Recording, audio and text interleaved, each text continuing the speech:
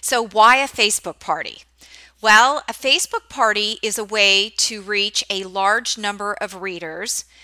You can have a launch party in your hometown, but you're only going to reach a small number of people who live in your hometown. This is a way to reach people, readers, all over the world, and it's a great way to do it. They're free. That's a great reason for authors to love a Facebook party. You should already have fans and communities who love you because you've been working on building a community around your book and making people feel connected. And it can be really fun to organize and also fun to attend if you put it together correctly. The first thing you need to do before you put any of this together and start working the steps is open a Facebook page that is exclusive to your book and make sure that you have it branded with your cover and any art or cover work that you want to be the branding and theme for this party. So after that's done, then decide on the theme for the party. So if you have a romance novel, relate it to the characters of the book, relate it to the theme of the book. If you have a mystery novel, you can do the same. If you are a nonfiction author, then relate the theme to whatever works with the brand and your book. And then create a party description on a Word document so that you can just cut and paste from that Word document into your author page and into the invitations that you're going to set out. So you don't have to keep repeating over and over. Get everything set up on Word so it's an easy cut, paste, click. Decide on a time and date for the party. Now, you should be sending out your invitations 3 to 4 weeks before your party date.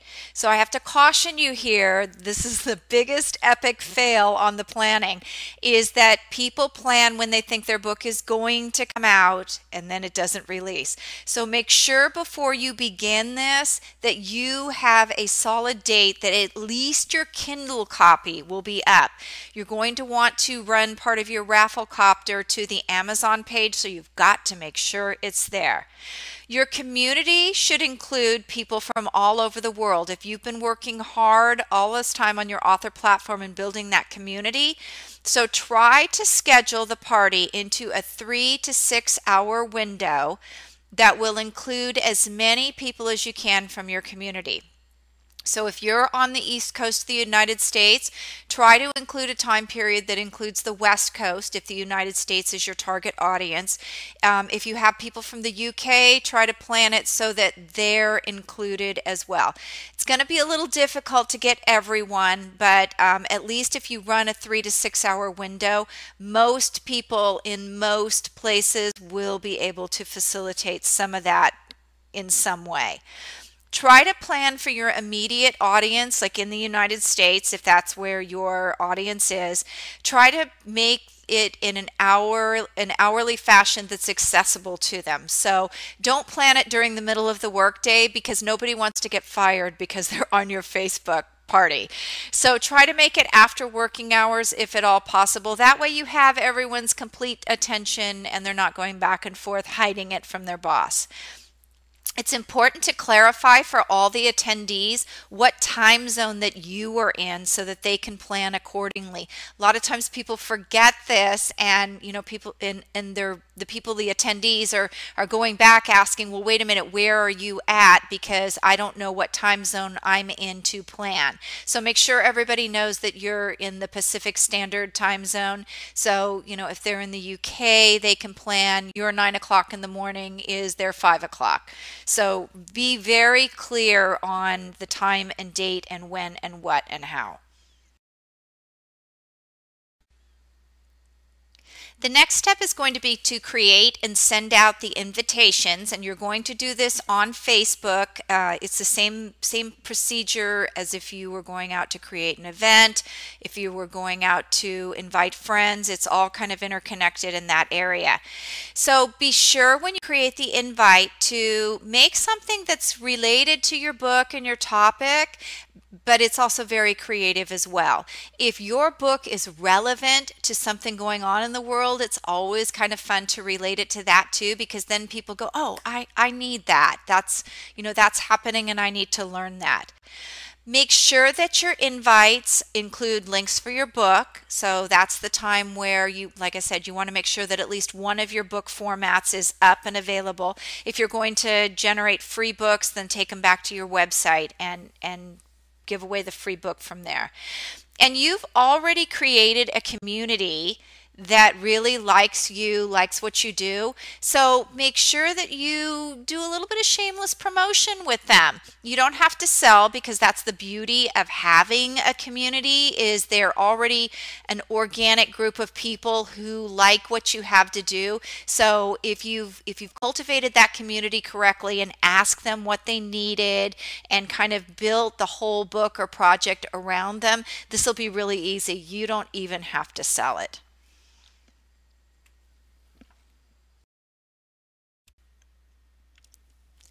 Create your conversation starters and icebreakers in advance. You have to be really intentional about this, because it's not like a normal party where, you see somebody and you walk up and you start chatting and you already have icebreakers. It's a little bit different than that, because these are going to be disconnected or partially disconnected. If they're part of your community, they won't be disconnected, but they're going to be people from all over the place and not necessarily know anyone there. So it's a little bit different in that respect. So try to make the icebreakers and conversation starters themed around your book. This is where Rafflecopter, which I'll talk a little bit more about later, can be used very effectively. Games are always fun to work with at a party, and then fun facts about your book. And you can deliver the fun facts via memes. I'm not quite sure how to say that word, but you know what I mean. The funny pictures. Make sure when you put those together that you have where they can find your book or the website for your book at the bottom. That way, if people share them because they think they're funny or they're useful, people will know where to find your book and buy it.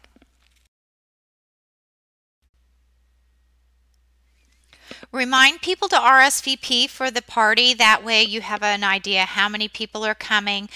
Send out reminders so that people do remember to come. Don't be obnoxious about it and send it every day. Don't forget my party. That makes it sound like you're begging them to come to your party. But maybe if you're going to send out an invite 3 to 4 weeks in advance, send them out an invite, or send them out a reminder, once on week 3, once on week 2, maybe every other day leading up to the party, and then the morning of the party. But like I said, don't be really obnoxious about it. I'm one of those people who gets invites all the time, and it's like, enough already. So just be really cognizant of and respectful about asking for the RSVP. Give your guests directions. Be really explicit. Explain it to them like they're a 5-year-old. Not because you're being condescending, but because there are a lot of people who don't use Facebook for business. They don't use it with a lot of frequency. They may want to participate, but if it's difficult, they won't. So let your guests know how they can participate, where they go, what hours, and make it really super easy for everyone to join and share. Just like a regular party, if you are someone who's easily overwhelmed or you just don't have time to plan it, have your VA do it, your virtual assistant, or have a professional do it. There are people out there who will take this all the way down the line, from getting your branding together, getting your Facebook page together. So if you're not someone who can pull all the pieces together, it just stresses you out too much, pay someone to do it.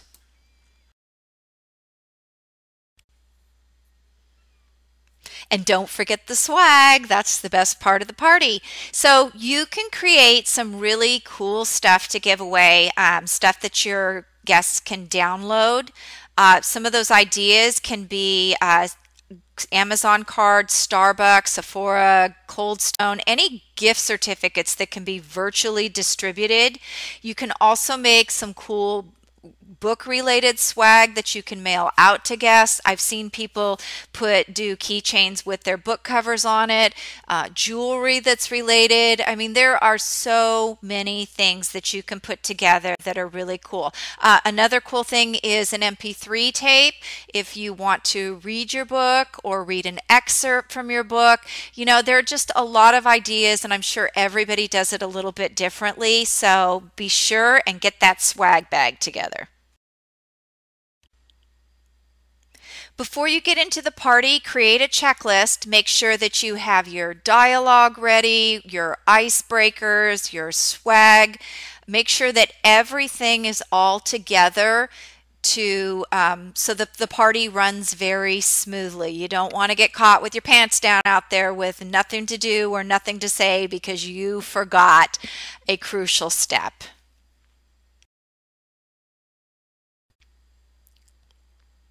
So what is Rafflecopter?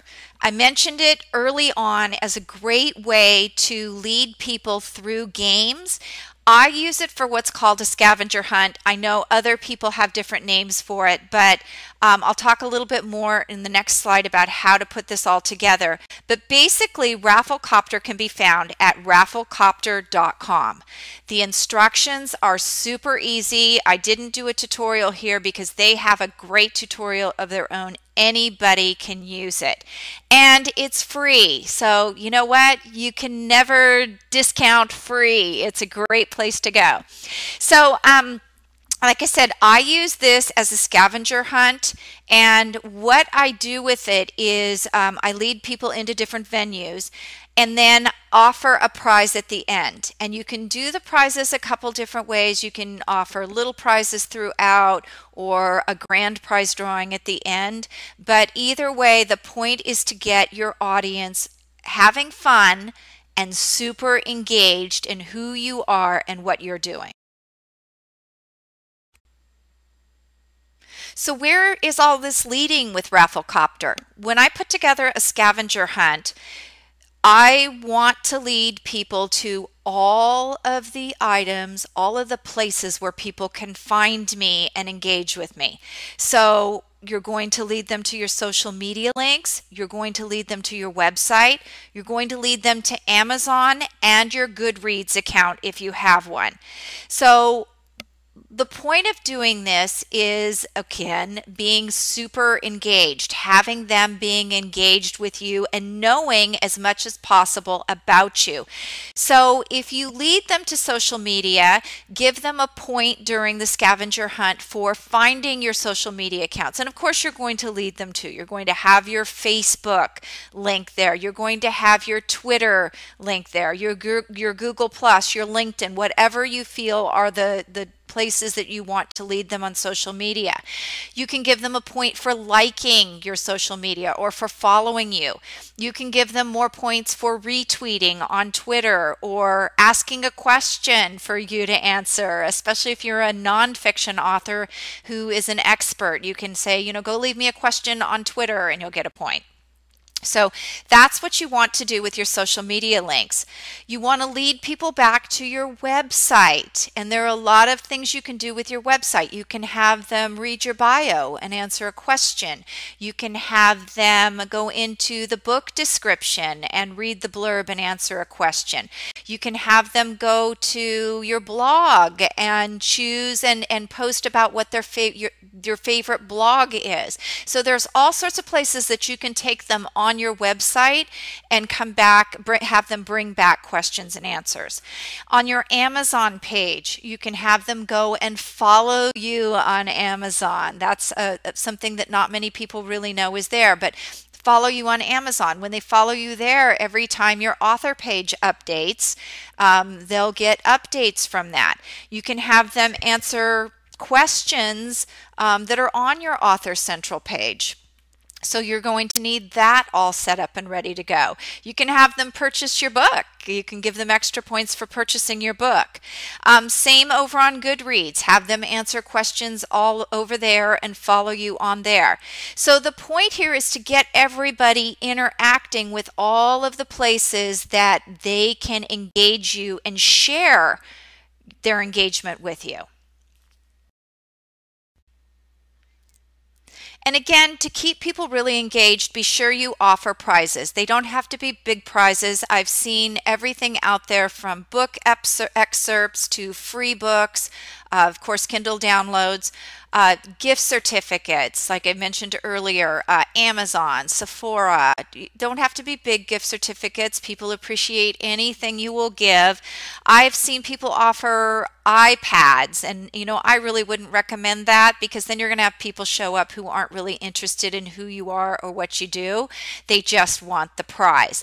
So be sure you give out prizes, give out as many as you can, and also as part of that, be sure you announce the winners. People like everybody else to know that you won, and it also makes you look credible in the sense that you actually did give out the prizes that you said you were going to give out. And that's it. It's all put together and time to party hardy. So, just some suggestions before you put this all together that will help make it a better party. Try to get out and look at some other Facebook parties that are out there. If you've been invited, take time to drop in and kind of make some notes about what you think is really great and what you don't like about their parties, so that you can kind of craft the best possible party you can. Just a warning about parties when you have them, don't get over zealous with the memes. I actually had a party that I was a part of a while back that was a jewelry party, and every 5 minutes the host put up a new picture and a description of the jewelry. And this went on for literally, I'm not kidding you, like 8 hours. And it almost got to the point, because I at some point I became disengaged. It almost got to the point where it was like that party next door to your house that won't quit, and you want to go to bed. So that's one of the benefits of keeping it light and sending people on that scavenger hunt and doing things like that that don't necessarily disrupt the Facebook page and email of people who may not be as engaged in the party. And I think once you get into that, you'll kind of know what I'm talking about a little. So get into some other parties and see what's good, what's not, and put your party together. I hope all of this is super successful for you. Thanks.